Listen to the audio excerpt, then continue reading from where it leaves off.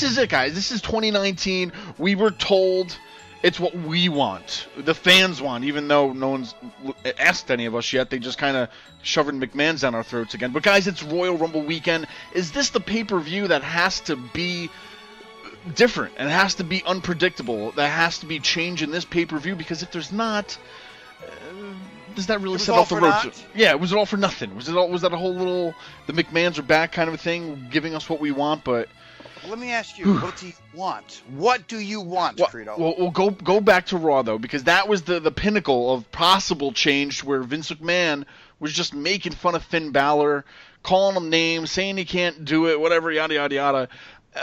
That, to me, says he's winning against Brock. That's just like a ha, in your face, I did it, but still, I mean, Daniel Bryan didn't beat him.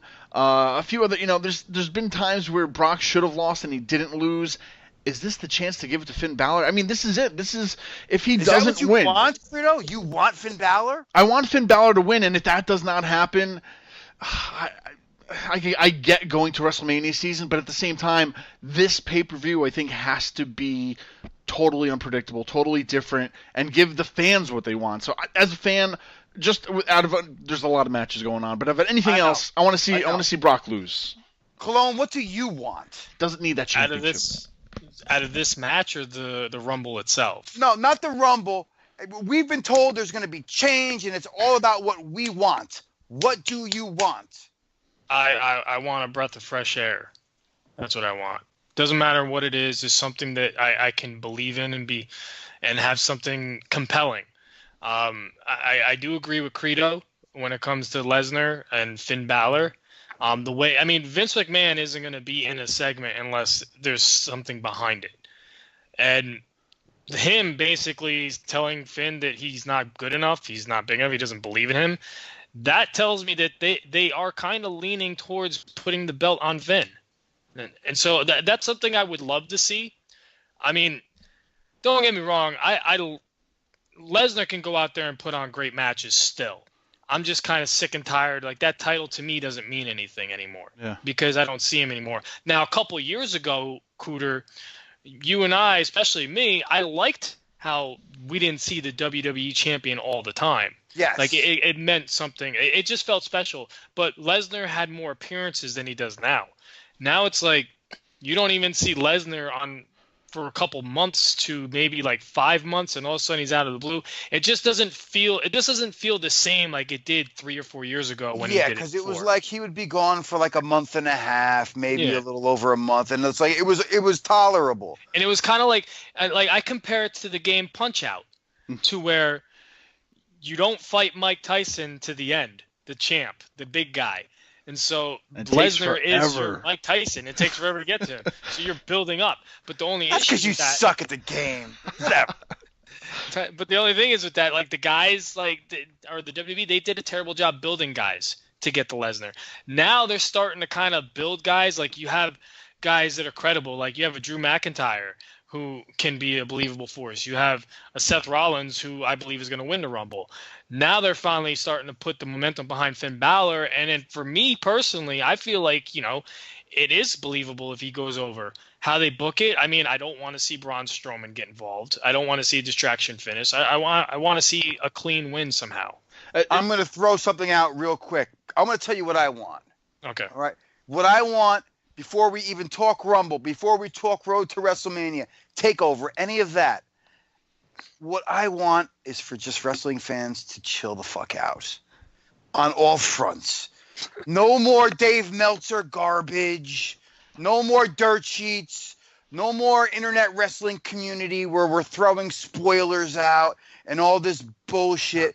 Everybody's acting a fool on the internet, and it pisses me off more than fucking like the bad booking and the bullshit. I just want to watch TV like a normal human being and not have to worry about what fucking douchebag went to Ryan Clark's Facebook page and read who's a potential mystery fucking entrant in the Royal Rumble. Shut the fuck up. I don't care about who's in the Rumble. I don't care about who might go to, other promotions. I don't care about any of that shit. This is Kudu's "I Have a Dream" speech. Right? Yes, I have a Martin Luther dream. King. You all just shut the fuck up.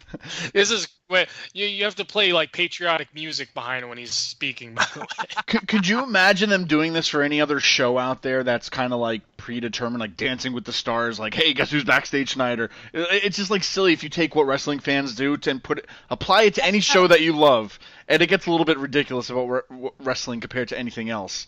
But the whole Brock Lesnar thing, going back to that, I say this as a Brock Lesnar fan. I love Brock Lesnar. I want to see him out there, but I don't want to see him with that championship. He, going into Mania, does not need it. He's Brock Lesnar. He's like The Undertaker. You don't need a championship on him. He's Brock fucking Lesnar. Just put him up against somebody else, and still, I'd be happy to see that match, but he doesn't need the gold.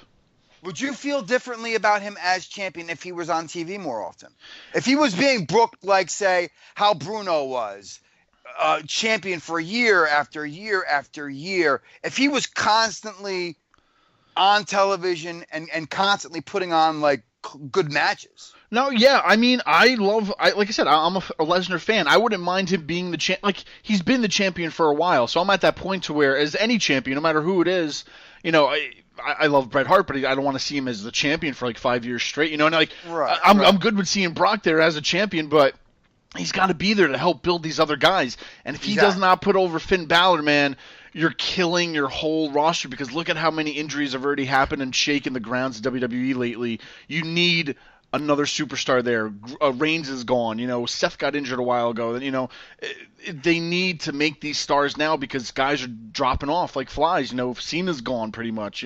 He's only here once in a while. So make Finn Balor, bigger than whatever he was before that. Oh God! I got a question for you guys. I can't. I have a question for you guys. Okay. Do you feel like the WWE is simply just putting Finn in there, like this is a bridge to get to Braun? Or yes. Like they're definitely going to kind of go through with this. I kind of feel like they're kind of putting themselves in a corner right now, because this was supposed to be like, the bridge to Braun, but people are invested into this. They are actually believing in Finn, and to me, it might be a waste. It is a waste. You know why it's a waste? It's a waste because Finn is 185 pounds. He should be on fucking 205 Live. Daniel Bryan is lighter. That's like Kalisto challenging for the Universal title. You know why? They're the same fucking weight, Mike. They're the same size athlete. It's fucking ridiculous. But so is Daniel Bryan. Daniel Bryan isn't heavy. He's billed at like 190. No, he's not. So how about WrestleMania? Look at these guys. Like, who do you want to see at WrestleMania for matches? Because I think this could lead to a Braun versus Brock match at Mania, no title involved, and then I'm thinking Seth Rollins is going for Rumble. We'll talk about that later, but like a Seth versus Finn Balor match, a regular one-on-one match with these two great wrestlers. That's a fucking WrestleMania match. And then, like, just put the two fucking big schmokes or whatever in a match. No holds barred, like a backroom brawl or whatever the fuck they want to call it. Outside, whatever. Just give them something that will, like, let them beat the shit out of each other. Yeah. They don't need a belt for that. So if they want to do that, that's fine. So, I don't know. They need to make that championship great again. Like, what would be cool for me is if Brock beat Finn Balor, and, like, I know would never happen in a million years, but to me it would be a cool story, because they've made him win that triple threat after beating fucking your favorite wrestler there, Credo. What's the Indian guy's name, please? Jinder Mahal. That fucking guy, yeah. He's so unimportant I don't even remember his fucking name anymore. And so he's winning all these matches on the same episode, and I'm just like, what if he was to lose to Lesnar and then win the Rumble right after losing to Lesnar, because he's that fucking tenacious, that he's not going to quit, that he's going to keep trying to get his Universal title back no matter what cost. And that to me would be cool. I mean, it would never happen, but it would just be something that I could be like, okay, you know what? Now I could believe in Finn Balor just because he beat John Cena.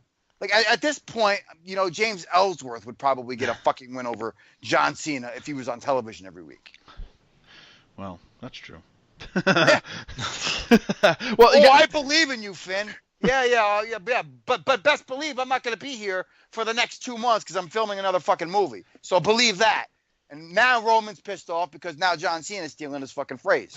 See how that works? I see. Well, regardless, that's I think one of the biggest things that has to happen this weekend to kind of change their mindset of what the fans think that they're giving us. Like the fans need to think that they're controlling the show. So if they give Balor the win, hopefully that'll boost some more confidence, I guess, with the fans. But guys, regarding the Royal Rumble, there's a lot of other stuff to talk about. But when you were a kid, for me, I loved watching the Rumble because I knew I wanted to see surprises that night. Like I don't care about seeing the fucking regular roster guys come in, whatever. I wanted to see a surprise, like whether it's a celebrity, a Hall of Famer, whatever.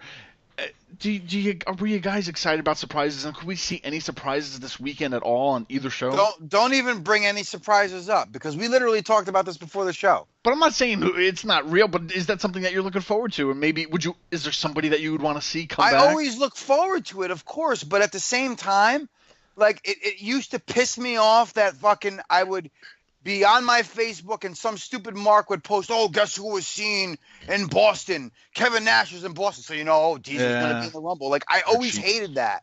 So like the surprises have been killed for me because of these fucking loser internet wrestling fans who got nothing else better to talk about. Like, dude, go back to posting pictures of your food or your cat or something. Stop fucking spoiling shows for me. Fuck boys like Dave Meltzer. Like, we do it. Credo, how long have we been doing these podcasts for? A very long time. It's got to be at least close to 10 years at this point. It's getting there. It's getting there. And my point is like, we've done this for free for years because we actually like it. Where guys like Meltzer fucking made a living by making up stories and throwing bullshit fucking spoilers at us that fucking ruin something before it happens. And we let him do this.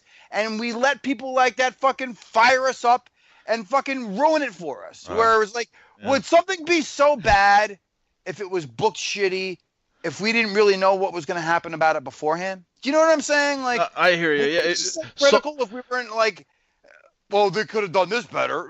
Well, yeah, of course, but fuck.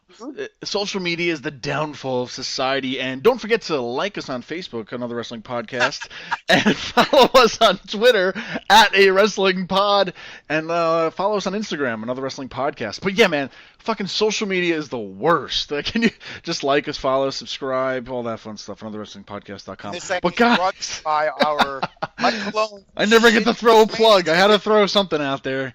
Hashtag behind the stage. It's like, fuck social media. You all suck. But like us, subscribe, and write a good review. I will say this with the social media stuff. I mean, we can sit here and have a whole episode of us bitching, complaining about fans that do that or the social media. But at the end of the day, it's like a virus. We're not going to be able to stop it. It's just going to keep continuously going no matter what. And I'm guilty of it too, Mike. Yeah, I know. I'm just saying, it's not. There's nothing we could do about it. Now, sometimes I'll admit, sometimes I do like to read some dirt sheets. I get curious sometimes, and then when some of these stories that do come out, like it kind of makes me more interested in certain events. Other times it does piss me off that stuff gets spoiled, but there are times where it intrigues me to see, is this really going to happen? I'm going to tune in to watch this because I want to see if so-and-so is going to debut. I remember a couple years ago when AJ debuted in the Royal Rumble.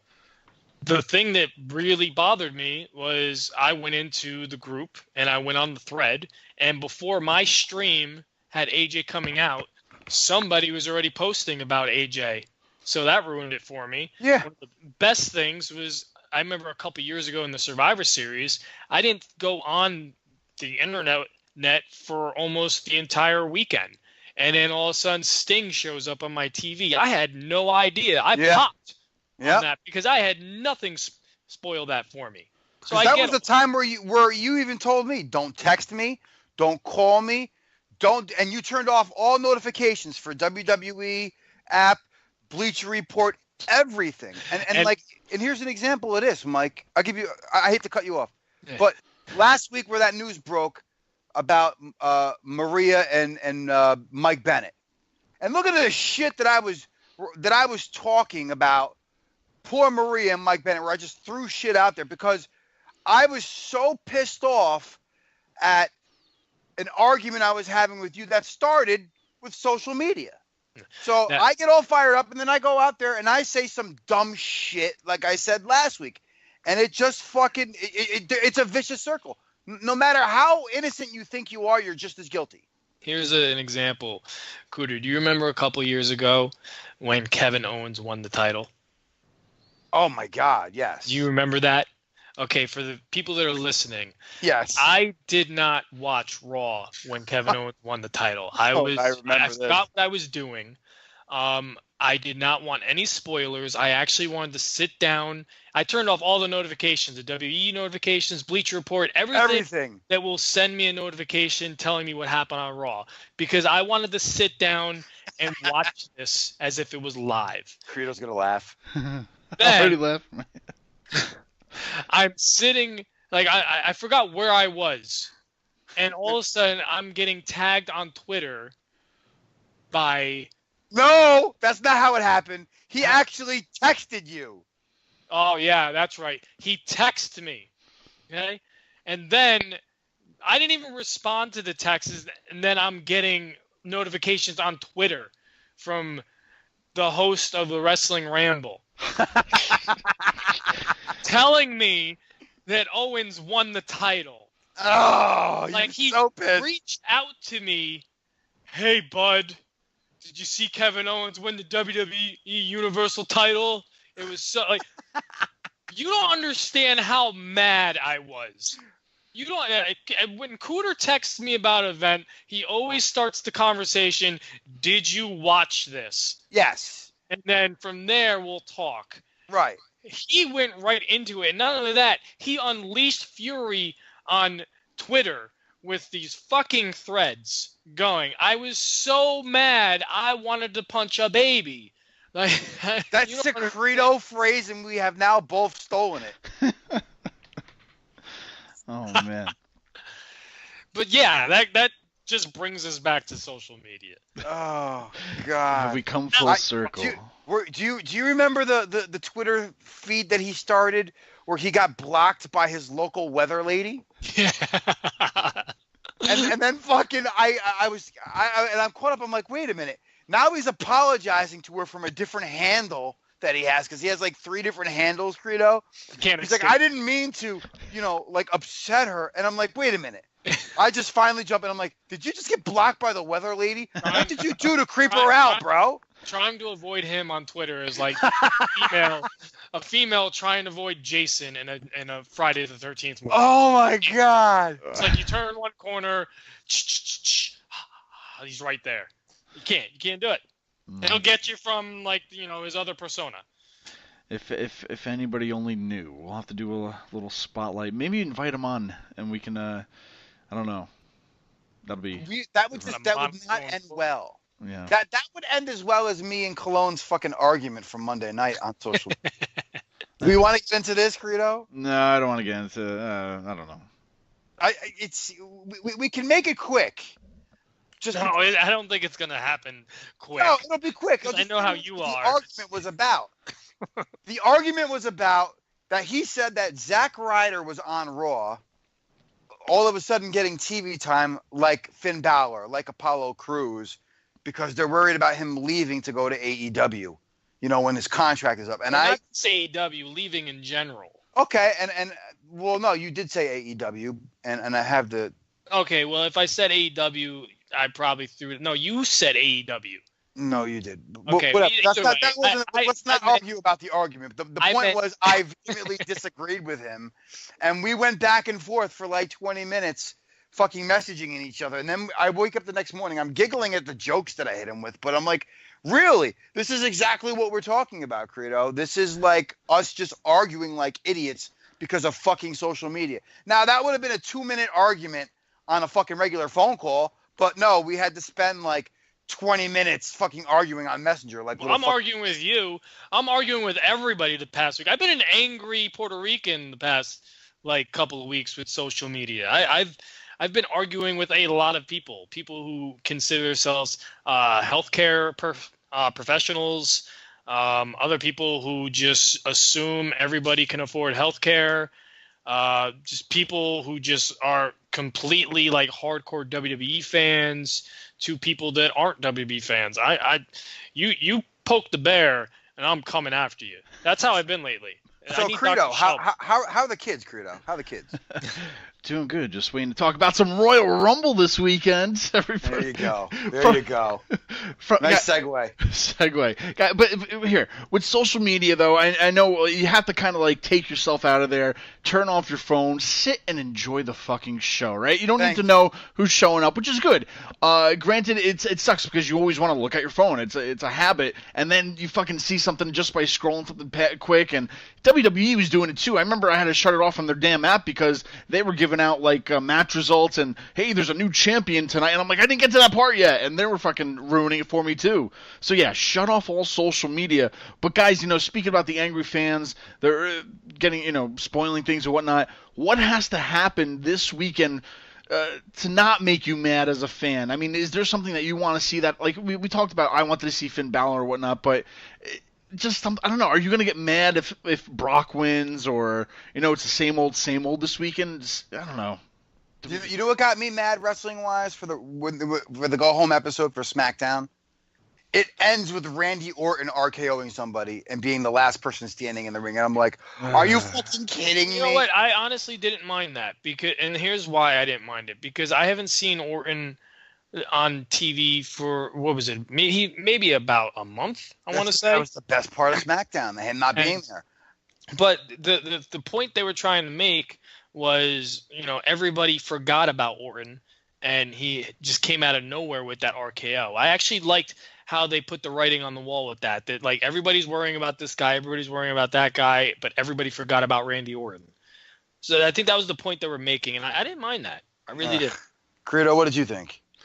I didn't get that far yet. Oh my God! I'm trying. Wait, I'm lobbing you softballs, bro. But how about this? Who won the Rumble last year? Because I always forget. I'm trying to fucking think. Was it Nakamura? Oh, that's right. It was Japan across the board, man. That's right. I knew I was mad at something last year, but now he's in a U.S. title match on the pre-show. On the pre-show, your Rumble winner last year is on the pre-show, and the women's Rumble winner is actually the champion now this year. So, look at that. This is my segue out of what you asked me because I didn't. I'm just keep on going. But no, guys, how about this? We had a UK takeover. Let's talk a little bit about NXT because the fans do love that more. And I don't see as many complaints about NXT in general ever. Is it just because it's a fucking hour show? I mean, is that what's digestible? I mean, 3 hours Monday, 3 hours or 2 hours Tuesday, or no, 3 hours if you're watching 205 Live, right? Is NXT more lovable just because it's a fucking hour long and it's like wrestling fix, and then I'm good. Like, I don't need to sit there, make it punch my card in like I'm clocking into another fucking job to sit there, right? I remember we always joke about that, right? The Rumble and Mania, because it's not putting a shift. I got to sit fucking 8 hours and watch this now, right? I mean, we had 3 pizzas delivered at 3 different times that day, Credo. Here's the thing. Here's why NXT is a better product, and I could be wrong. They tape a month's worth of tapings in what, 1 or 2 days, Mike? Is it just one day? In 1 day. They record 4 episodes in 1 day. So there's so much time for them to train and heal up after a month's worth of tapings in a day. They can go balls to the wall because they're only having maybe 4, 5, maybe 6 big pay-per-views.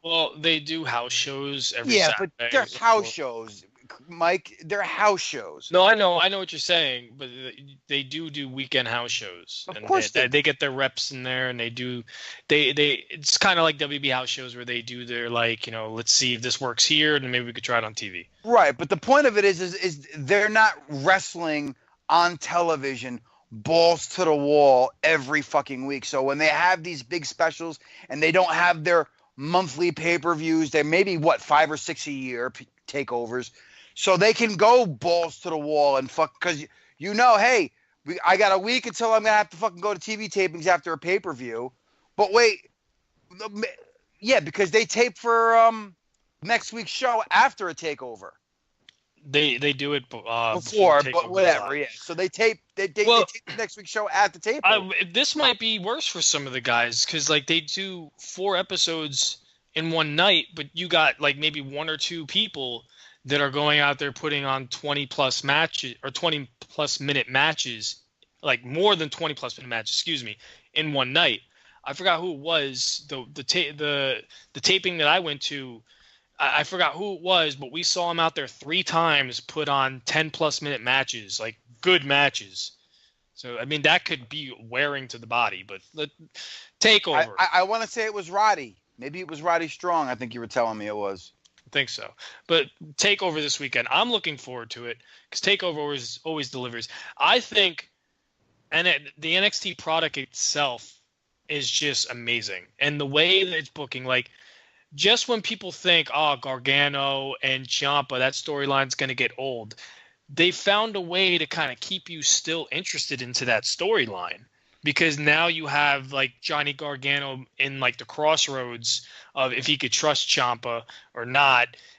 Just the booking style they do, like the tag team wrestling matches that they had this week. 2 of them. 2 of them. But the guy, it was Oney Larkin, and I keep forgetting his partner. Danny Burch against and Oney Larkin versus Fabian Eichner. Yep. And that German fuck. The one German guy. That's how tag team wrestling should be booked on the main roster.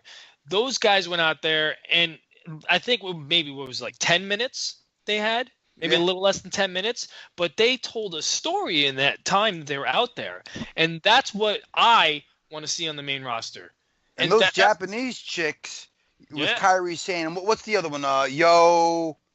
The match, Lomain or whatever her fucking name was. The match was good, but the post-match interview backstage really reminded me of the 2 Japanese girls from the Austin Powers movie. Yeah. The way they were talking, it just...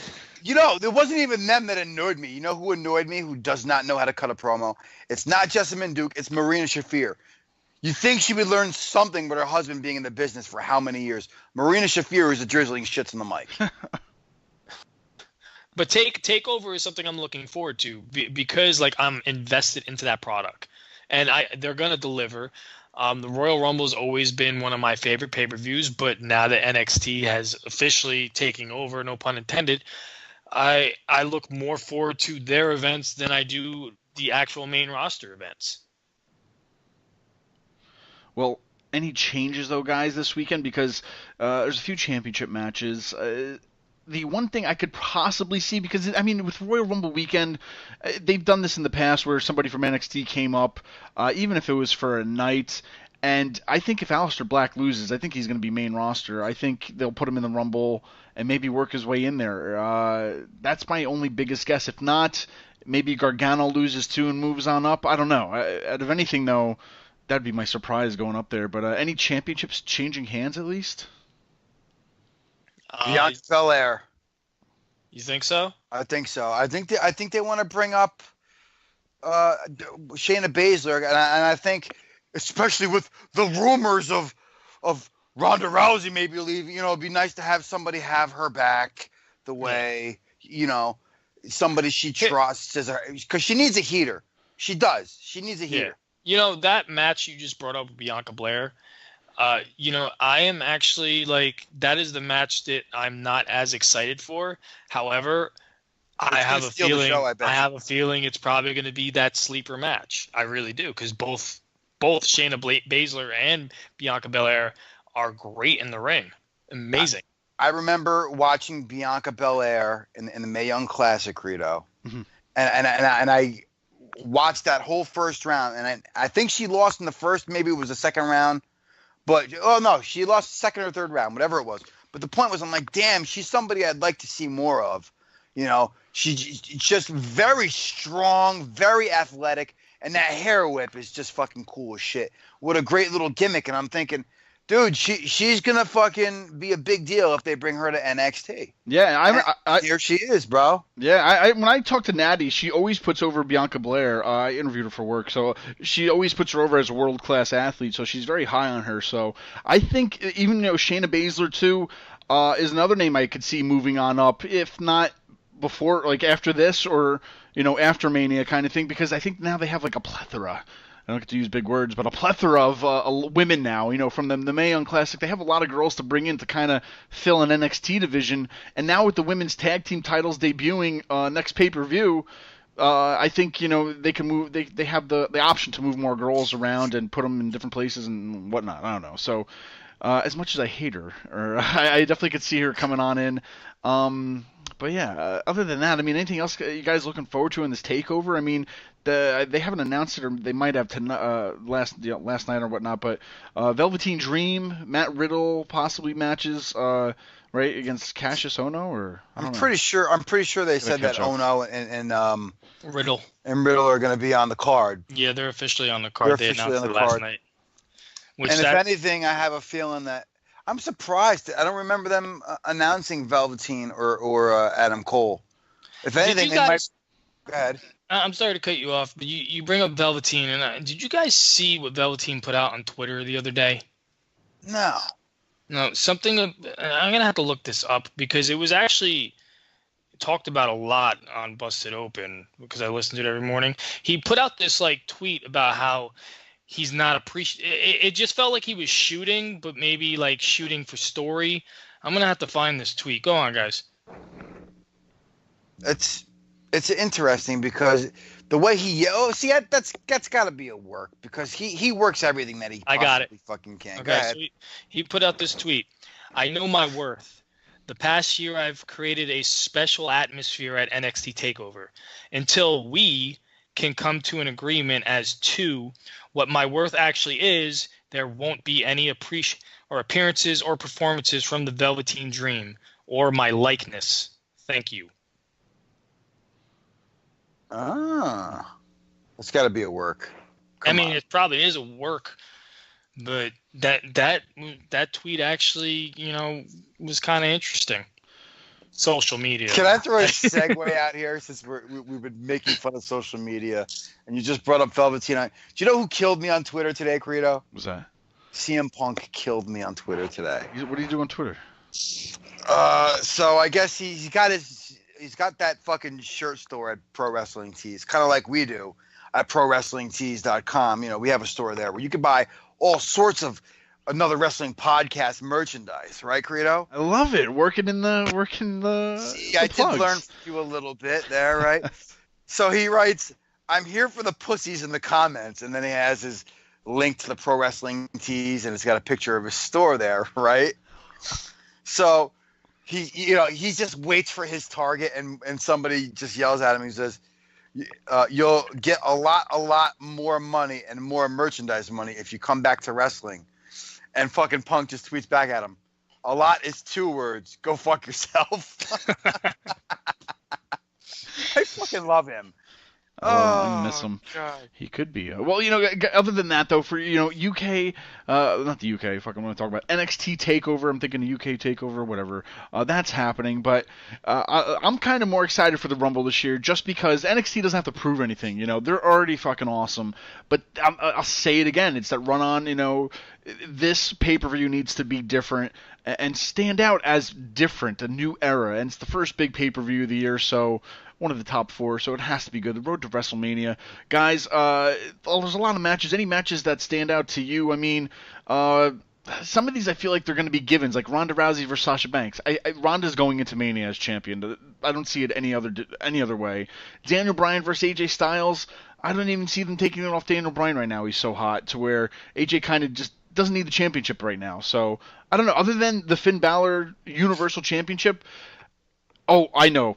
The one thing I do not want to see is fucking Shane McMahon and The Miz win the fucking SmackDown Tag Team Championships. I was almost going to say, not too many changes, but why? It's Mania season, Shane's fucking booking himself on the damn show again. Here he goes. He's going back on the list, or he never left. He never You know what they're left. doing there, right? You guys know what they're doing with this? Make me better about it. Make me feel They're better. gonna fucking make Shane do a heel turn and fucking... No, The Miz. No. The Miz is going to be the guy to hit the turns. He's just too hot as a fucking... He's better as a heel, and this is brilliant because the heel... Is it brilliant, or is it more brilliant to make fucking Shane the heel? You're not expecting it. Yeah, You're right. expecting The Miz to be a scumbag. if that's you want the to Miz's swerve, character, dude. like for me personally, I don't buy into the Miz as a babyface. I love him better as a heel, and I think this is a brilliant plan. Kayfabe, by the way, to get on the good side of the boss's son, to get your way onto the cards and all that stuff, and then let's just say Shane is the reason why they lose and they can't do this, and then the Miz just snaps and turns. The way they're building it, using the relationship with their fathers, I thought it was pretty cool. I'm actually liking this storyline they have going. I'm actually enjoying it. I'm invested into the story. I almost thought you were going to say invested into the story.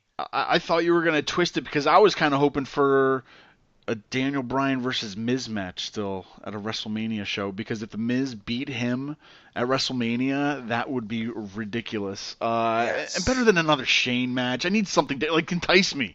Just fucking Shane's on the match again. Shane, they better not win. They better not win this weekend. Anyway, I don't even want to talk too much about it, but there's a lot of other matches. Shinsuke, your Royal Rumble last year, on the pre-show against Rusev, United States Championship match. Cruiserweight guys, Buddy Murphy, Akira Tozawa, Kalisto, and Hideo Itami.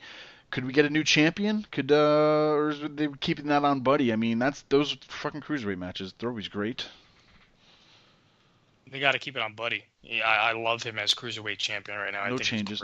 Yeah, I don't see a change in that match. Plus, I'm not really, I don't know, the guys that they have in there, Tozawa, starting to run thin, bro. They got to restock the shelves. I think the guys, I would rather have seen a Leo Rush into that match, in that Fatal 4-Way match, something new. I forgot who the other guys were that competed that didn't qualify for the matches, but those are the guys that I would rather have seen in that match, other than a Kalisto or a freaking Tozawa. I mean, what's his face is constantly talking about how they're, there's more new superstars coming. I don't see anybody. I saw that one dude that was Hector Garza's kid or whatever it was last week. Yeah. That's another thing we didn't talk about. I didn't really want to get into it much, but really briefly on Heavy Machinery debuting on Raw. Oh, really quick, because I don't want to. I do not want to spend 15 minutes on this like a wrestling ramble kind of topic, but even Credo's getting on people now. But I was just watching it, and the only thing I could think of is they were like 4 different eras of wrestling in a match. He was just he did the fucking worm, but it's the caterpillar because of fucking machinery, whatever. And just doing all these weird moves. And his partner, I didn't even know his fucking name until they announced it the other night, because it's only been Dojovic, whatever. What's his Dojovic. Don't worry, I couldn't get it last week either. still. So, and it's he's funny, but it's definitely Bushwhackers 2.0, and his partner definitely does not want to do that, and it's he has no personality and doesn't talk, and I'm telling you, give it a few weeks and he'll start fucking acting like a Bushwhacker, if he needs to. So I'll give it a couple weeks. They're going to be tag team champions the way they book shit up there. You want to laugh, man? When they had that show last year at the Civic Center, or was it 2 years ago? The NXT. I went with Jacob. And fucking, he was, Jacob Rodas. Yeah, Jacob was my shout out. I have no good shout out. Yeah, that fat bastard. Fuck him. Anyway, I went with him, and fucking, he's sitting there harassing the shit out of these two. Do you even lift, bro? Fucking with him, and fucking Dojovic just turned around and looked at him, and I don't remember what he said to him, but he yelled at him as if he was the heel, and they're the faces of the match, and everybody just looked at him uh-oh, you just fucked up. You know what I mean? I've never seen Jacob sit down so fast in my life. It's pretty fucking funny. Well, Heavy Machinery. Anyway, their match was bizarre. Anyway, it's the Royal Rumble. Let's get back to that. The Women's Royal Rumble match, guys, without even fucking naming everybody in it, there's going to be surprises. There's going to be some old broads, old ladies, whatever. Lita, I'm sure. Trish is, they have nobody else. So it's the Women's Royal Rumble match, the second ever Royal Rumble match. And then I have a good fact after we talk about the women's match. But the women's match, guys, who do you want to walk out as the Women's Royal Rumble winner? And is it going to be too predictable to be a Charlotte or Becky Lynch? Or is that what we're getting? If they don't win that match? I hope it's Charlotte, and I hope we get a rematch. neck of her and Asuka, because that was probably my favorite match from Mania last year. And I'm gonna go out on a limb here. I got a feeling you talking about Sasha Banks not getting that title. I got a feeling she might get that title. Go on this notion though, because everybody's talking about this a women's match could main event WrestleMania. So out of who's gonna win? Yeah, maybe you're right. Who's the biggest names for them? I just don't see. Because, Mike, you'd probably agree with me on this one, and Credo, you'd probably agree with me. There's just certain matches that don't need a title. Like, did Goldberg, we make this comparison, did Goldberg and fucking Brock Lesnar need the title? No. Becky Lynch. WrestleMania 20? I'm talking about the other one. The one that had the Universal title in it. Oh, yeah, no, all right, I get See where I'm going with that? You didn't need that title. I think, like, if Becky loses a match to Asuka and then costs Ronda her title, the way that Ronda cost her title to, Credo's favorite Japanese wrestler, Asuka, like, that would set up a match that doesn't need the title because it's personal. We both screwed each other. We both lost our titles. And now let's just go to WrestleMania and beat the shit out. That frees that makes. So you don't have to have Sasha Banks on the fucking pre-show. Because, I mean, how many women's matches can you have on the pre-show? I guarantee you the women's tag team title match would be on the pre-show for WrestleMania, along with the Cruiserweight title. If I was in Vince McMahon's head right now, and if he was thinking about how he would book Royal Rumble winners, you know what the WWE team would probably do? They would have Becky Lynch go out there and win the men's Royal Rumble. And come out. She'd come out at number 30. She'd be the person that takes out R-Truth and gets in that ring and lives up to the moniker The Man and somehow wins the men's Royal Rumble and challenges Ronda Rousey. Boom. Because you got to remember, which in Credo, you and I both agree on this, how much I hate the fact that there's a pay-per-view in between WrestleMania and the Royal Rumble. But now this bothers me even more because there's 2 pay-per-views on the road to WrestleMania.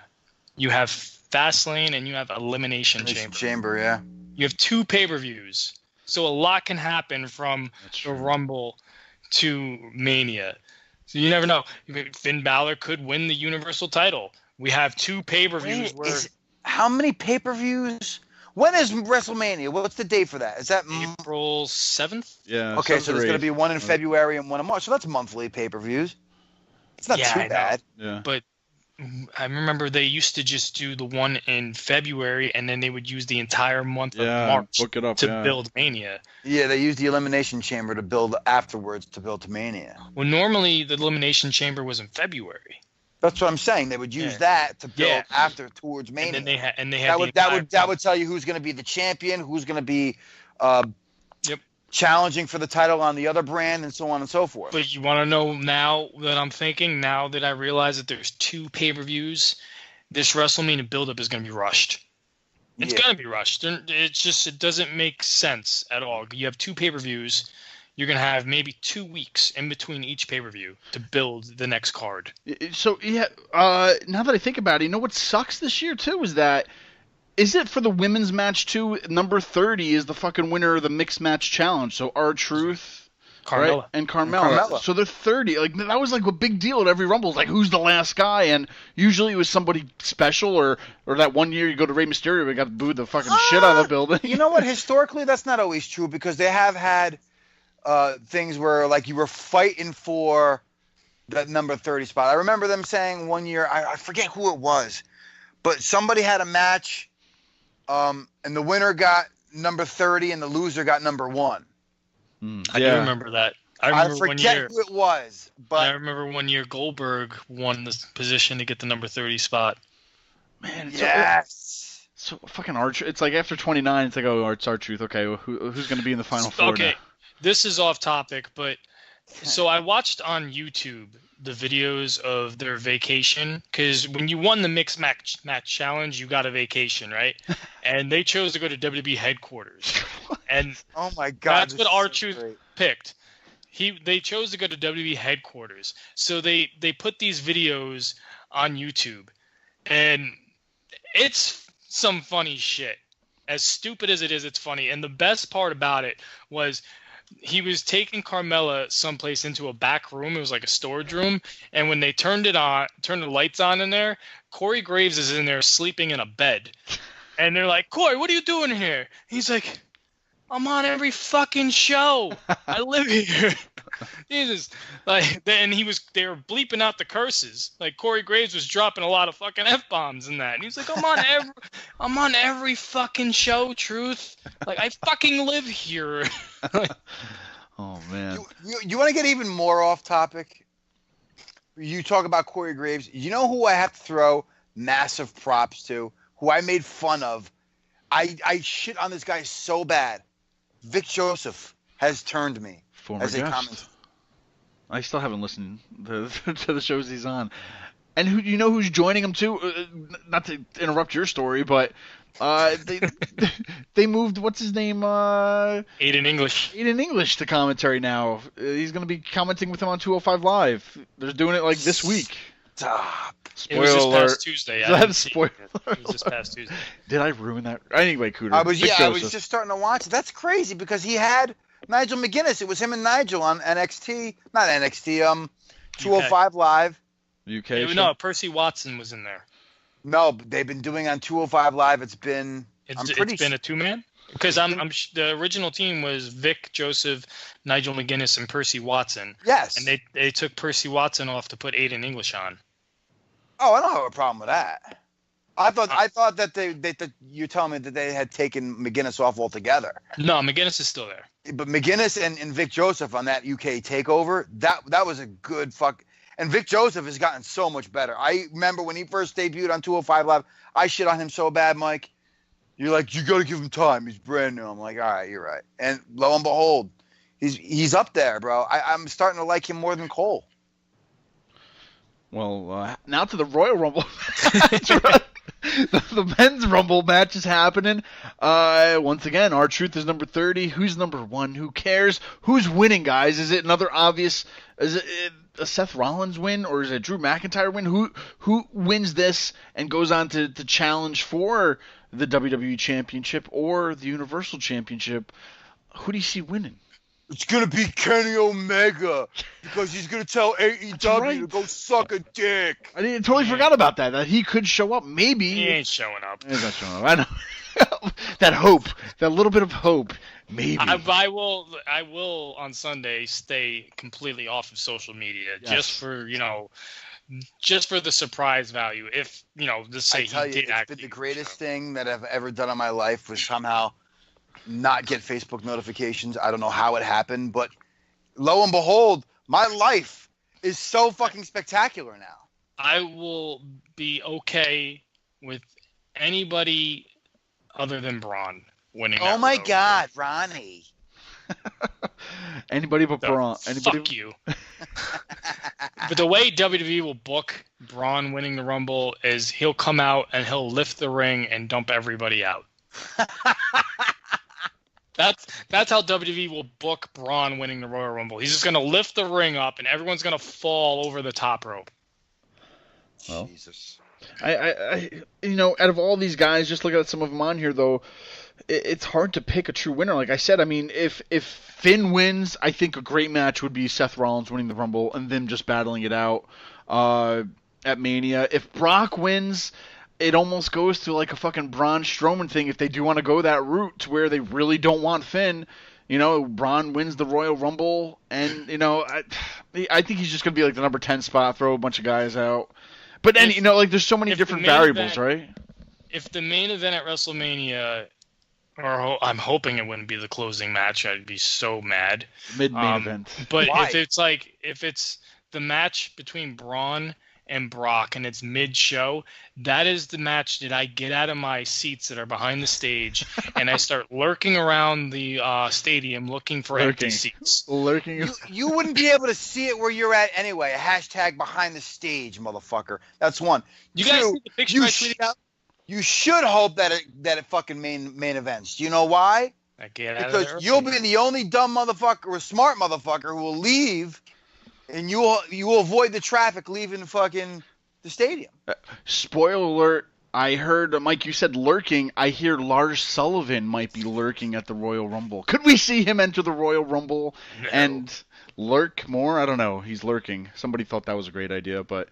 It's anxiety, bro. So Seth Rollins, Braun Strowman, are we going to have a Royal Rumble winner that we can love? I don't want to see fucking Finn Balor or Seth Rollins either. We saw that at SummerSlam. Oh, I want something fresh true. for a main event. I do. That SummerSlam was like 2 or 3 years ago.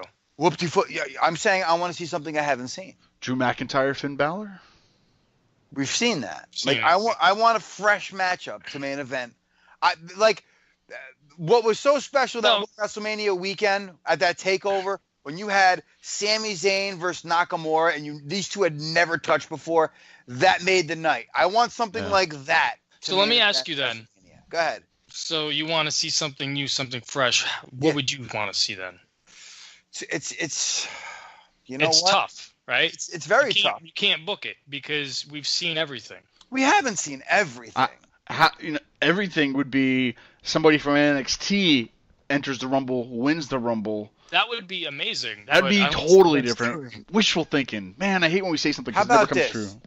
Because did they say whoever wins the Rumble, you have to face the person from your brand? Because I know for the women they got to choose. No, yeah. you get Okay, to choose well, any how about let me throw this one out there then, because I don't think this is something we've seen.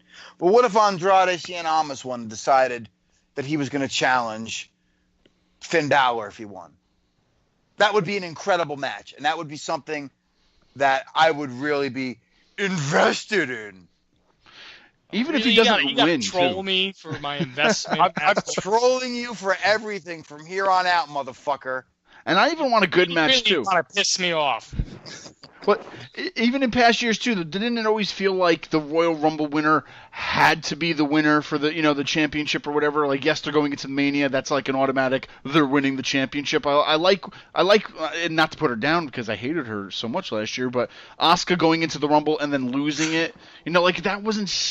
I feel like that hasn't been seen so much, and the women pulled that card out and used it to where.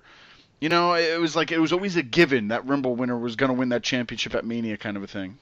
You know what? You say something like that, and the first thing that came to mind the second you said that was when Alberto Del Rio won the fucking Rumble and then opened the show. He won the Rumble. He's supposed to main event WrestleMania, and him and Edge opened the show. That's right. Edge's last match. 2000, I think it was 2009 when Orton won the Rumble. He didn't win the title. I mean, he lost to Triple H. Oh, there you go. Maybe I just block out certain people I don't want to hear. Anyway, so the men's Royal Rumble, we could see a lot of different scenarios happening. We said givens before, like Rousey, I think is going to be the obvious winner. Do you guys even think about Becky Lynch too? I know we didn't talk too much about it, but is there like two scenarios with her that she wins the championship back, and then you get like a Charlotte winning the Rumble, and then they meet at Mania, or Asuka retains, Becky enters the Rumble and wins, and challenges like Ronda. That's like another thing people are talking about too, right? If they jump brands to get your women's main event at Mania, that would be the main event out of any women this year. Would be Becky Lynch versus Ronda Rousey. Even if they threw in Charlotte Flair, I'd be okay with it, a three-way for the women main eventing. But that's the only main event that would main event this year if it's involving women, right? I mean, it has to be one of those three. All three of them, whatever, right? Would that be a good main event to close a Mania with those kind of women? Yeah, but you know what? Like, for me, the match that I'm dying to see, and I don't think it would be a great main event for a Mania. I don't think you could really build the storyline up properly with this because one doesn't speak English and the other one can't cut a promo. But I want to see Ronda and Asuka mix it up in the ring. I don't know why that is so appealing to me. But the build-up for that match would be terrible. That I don't think I would be able to, get invested into it. Promo I would versus love promo. the match once it was happening, but I mean the build-up would just fucking kill me. Like we don't even have to let them talk. I think they already are planting. They have been planting the seeds for Ronda and Becky. That match is going to happen. Yeah. Whether Charlotte's inserted in there or not. Those two are going to tie up at WrestleMania. It's going to happen. Well, Well, guys, we talked a little bit about TakeOver. We talked about the Rumble. I don't know what else to talk about the Rumble. I mean, Let me ask you guys a question. we're rumbling. What's so funny, Cooter? Zack Ryder's going to AEW. You're a fucking dick. And this is coming from the guy who doesn't want to talk about AEW, doesn't want to mention AEW, but he brings up AEW, and then once he constantly brings it up, then I got to talk about it. Then he cries like a little baby. Oh, see how I got him all fired up? See how easy it is? When you got a fucking show, and they put on it, then I'll talk about it. I don't want to talk about it. Credo, you work in the media. You've heard the term Trump derangement syndrome. Right? Yes. I mean, whether you agree with the man or not, you've heard the term Trump derangement syndrome that people have thrown around, right? I heard it. Where it's like there's just people out there who just have to hate Trump no matter what. Okay, that's what the term means. Whether it's true or not is a different story. That being said, he has AEW mental dysphoria, where like the stupidest things that would never probably happen in a million. I do not have that. You're just trying to put yourself over by trying to make me look bad. Of course I am, because it pisses you off. See, now we're even for the last how many weeks in a row of my fucking balls. Okay. You got fucking AEW mental dysphoria. Can I ask my question now? I have a serious question. Something that has to do with the podcast. Okay. Which NXT stars do you want to see pop up in the Rumble? Because we happen to have an NXT star every year debut. Or not debut, but enter the Rumble. Who do you guys want to see? Sure, yes. So 3 right here, and I mentioned it kind of before, but A would be Aleister Black only if it's for him to move up. Like, I don't want him to come in there and then go back to NXT. Like, if he loses Saturday, I would love to see Aleister Black in there, and that kind of like be his introduction kind of the thing.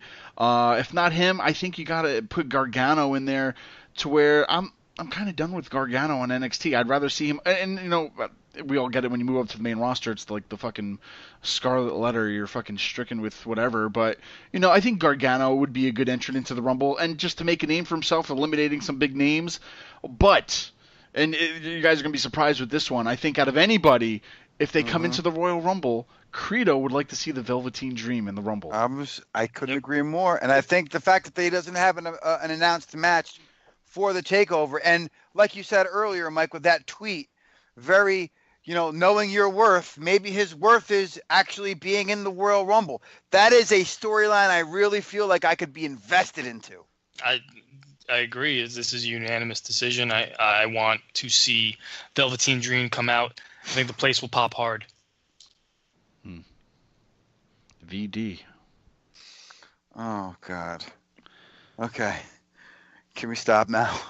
Tune in next week. Will Cooter talk about AEW? Will Mike bring up Cooter trolling him about AEW? Will Credo get to talk about AEW? Will Credo get to talk about anything? We're not allowed to talk about AEW because Cooter will have a hissy fit about it. I won't have a hissy fit. I'll just leave the conversation like I did last week. March your ass on over to the Wrestling Ramble show. Yeah, go talk about it over there, bro. Go ahead. This whole show has been a ramble. Come at me, bro. You know what? I actually really like what NXT is doing with Aleister Black. You know how like the Undertaker has the gong, and then all of a sudden he appears. You ever notice that lately they've just been using the guitar riff from the beginning of the song, and then all of a sudden Black appears? Just imagine like at the Rumble, the countdown clock happens, and all of a sudden that guitar riff happens, and he just appears in the ring. How crazy would that place go? I think they would go crazier with his actual full entrance. I don't know. I don't think they do that at the Rumble, though, because it's a long entrance. By the time he gets to the ring, 2 entrants before him already came down. Well, you say that, but if for surprise entrance, like, all right, classic example, we talked about it earlier, AJ Styles' first entrance. That was a long walk to the ring. He was soaking up that fucking crowd. He had the fireworks go off and the whole 9 yards. No, there was pyro. Huh? It wasn't pirate. I watched it actually not too long ago. Wasn't The only pirate. reason why it was longer is because he was number 3, and they eliminated Rusev like within 20 seconds, and Roman was in the ring by himself. That's what I'm saying. They milked the shit out of that fucking entrance. I could see them If doing they do it something that like way. that. Yeah, if they do What, it that what way. if Aleister Black came in number 1? And that, you know what I'm saying? Like, they would do that entrance then. So, I Yeah. mean, it's possible. How about You everybody's going to call it, though, this weekend? I'm calling it. Bray Wyatt's in the Rumble. Bray Wyatt. That would happen. Who are you calling, guys? Are you calling it? Say you called it. You know what I want to see? I'm going to see an invasion from Kenny Omega and the Young Bucks, bro. All right, you're the one that's bringing it up. I'm not bringing it up. You're crying. I'm not crying. It's going to be Cody. The whole AEW is just a fucking work, bro. They really secretly signed to Vince, bro. Big fucking work, let me tell you. That's a waste. Imagine. God, Starcast 2 is a work. No, you know Conrad what Thompson is pissed. They didn't fucking smarten that markup. You know what I want to see, though? All real talk. I want to see Mustafa Ali come in at like number 1 and be like the Iron Man of the Rumble. That's right. Yeah, definitely need Iron Man, too. That's another characteristic of the Rumble, because he's a go-hard, right, Cooter? Yeah. Go hard. I'm a go hard. I'm a go hard. God, you know what? It's so fucking funny. Wait, I did send you guys that message when he was coming down to the ring with the fucking theme music. I'm like, oh, look, it's my favorite music. I'ma go hard. I'ma go hard. I'ma go hard. Shut the fuck up. This podcast has bounced all over tonight, and I love it. And one last thing, I sent you guys a message because we have our own little group chat. When other people group chat us, we don't talk to them, but we talk to our own group chat. But Right. Mustafa Ali, that promo, I think his fucking friend filmed it. It wasn't your goofy backstage fucking set with uplighting that's like looks like a bad DJ set at a wedding. It was a fucking real outdoor promo, and it made it look fucking real. Imagine if they did promos like that for everybody. Fucking backstage, fucking follow me. I retweeted that shit at Credo. I love what you Look. said too, because you made it sound like you said it reminded you of those backstage Impacts Yes. interviews where they were very bright, very vibrant, and I agree with you. It was so refreshing because I really started hating watching WWE backstage because they were all doing them from phones, selfie style. Oh, I That know. was driving me. I've been meaning to shit on that for weeks, Credo. Why are these fucking guys doing promos with cell phones? Oh, it's the What the fuck? Like, you could see their arm accidentally get in frame while they're trying. Like, You're dude, the you richest fucking company, right? Superstars. You don't know how to fucking take a selfie? You're the richest you company. Can't get your friend to hold the phone for you?